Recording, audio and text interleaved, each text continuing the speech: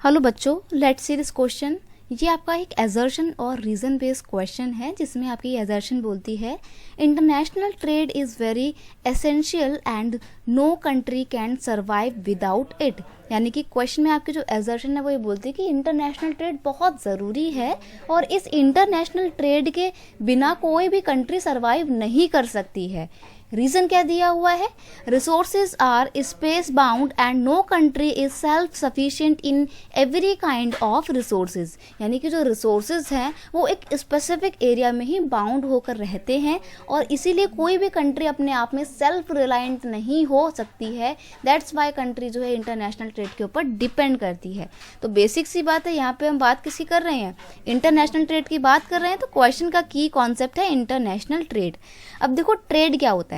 Trade की आपको सबसे पहले तो ट्रेड पता होना चाहिए क्या होता है। The exchange of goods among the people, states and the countries is referred as the trade. यानी कि जब चीज़ों को लेन देन करते हैं आपस में दो लोग या दो स्टेट या आपस में दो कंट्री, तो उसको बोलते हैं ट्रेड। अब ट्रेड दो तरीके का होता है, एक होता है इनलैंड ट्रेड और एक होता है इंटरनेशनल ट्रेड।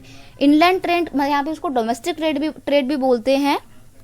डोमेस्टिक ट्रेड ना एक देश के अंदर ही होता है, यानी कि जैसे आपने दिल्ली से कोई सामान मुंबई भेजा है तो वो आपका डोमेस्टिक ट्रेड है। लेकिन इंटरनेशनल ट्रेड में क्या होता है कि एक कंट्री किसी दूसरी कंट्री से कोई भी सामान खरीदती है, और जो कि बहुत ज़रूरी है क्योंकि सारे के सारे रिसोर्सेज, ज़रूरी नहीं कि सारे के सारे रिसोर्सेज एक देश के पास हों। अब हम इंडिया का एग्जाम्पल लें तो इंडिया के पास पोटाश और पोटेशियम बिल्कुल भी नहीं है, जो कि फर्टिलाइज़र इंडस्ट्री का बहुत ही इंपॉर्टेंट कंपाउंड है। तो ऐसे में हम लोग क्या करते हैं, फर्टिलाइज़र बनाने के लिए पोटेशियम और पोटाश दोनों को बाहर से एक्सपोर्ट करते हैं। तो यहाँ पर एजर्शन तो बिल्कुल सही है कि विदाउट इंटरनेशनल ट्रेड कोई भी कंट्री सर्वाइव नहीं कर सकती है, और रीज़न भी बिल्कुल सही है क्योंकि कोई भी कंट्री अपने आप में सेल्फ रिलायंट होती ही नहीं है कि वो उसके पास सारे रिसोर्सेज हों और वो किसी के ऊपर डिपेंड ना हो। कहीं ना कहीं डिपेंड होना पड़ता है। इंडिया के पास तेल नहीं है, गल्फ कंट्री के पास तेल है, वहाँ पे पानी नहीं है तो हम पानी बेचते हैं और वो लोग हमको अपना तेल बेचते हैं।